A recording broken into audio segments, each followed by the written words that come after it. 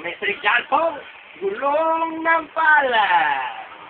Pumisisto na ako sa pagitan ng kanyang mga hita at iniisiko ang pinakaulo ng mga ngilagit kong ari sa kanyang siya.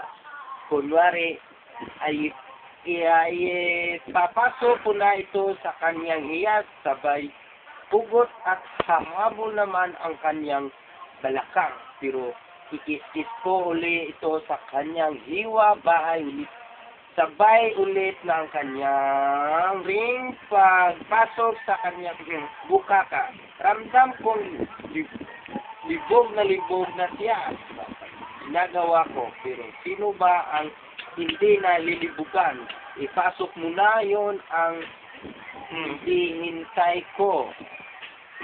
Nang maraming ako yun. Dali-dali kong ipinasok ang aking ari. Basal-basa na siya at walang anumang kinain ang kanyang hiyas ang aking ari.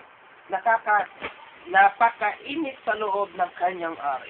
Parang bulkan na ang aking pangnanasa. Pero tinigilan ko pa rin dahil dahan-dahan muna ang pagbayo ko, tapos ay unti-unti pabilis ng pabilis. Naramdaman na kong gumulong muli ang masaganang katas mula sa kanya. Kaya dinahan-dahan ko muna dahil sabi nga ng barkada ko, ang babae daw ay nakakuntento lamang pag nagkaroon sila ng multiple organ. Mag-iba naman ako ng posisyon.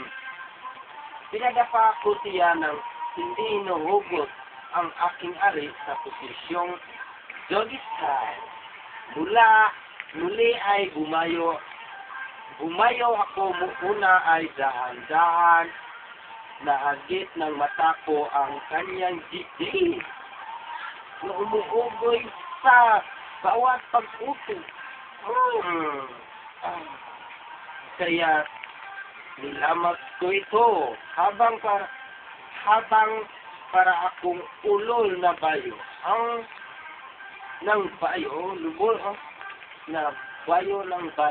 Naramdaman kong malapit na akong nalabasan at naramdaman kong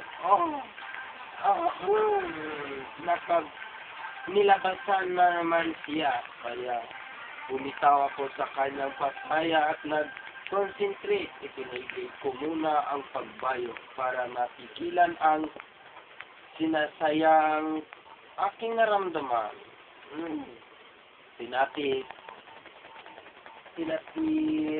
Haya ko ulit siya at saka ko tinutuloy ang pagbayo ko. Nakita kong hinang-hina na siya, pero itinuloy ko pa rin ang pagbayo habang sinipsip ko ang kanyang pakwang. Gusto ko sanang pagsayahin sa bibig ko ang kanyang pukwang. Sundan! Bukas na. Ito po, dito po? Si Leopold Cruz? Ito po si Mr. John Paul, ang nag-uulak sa Bomba News. Rumana.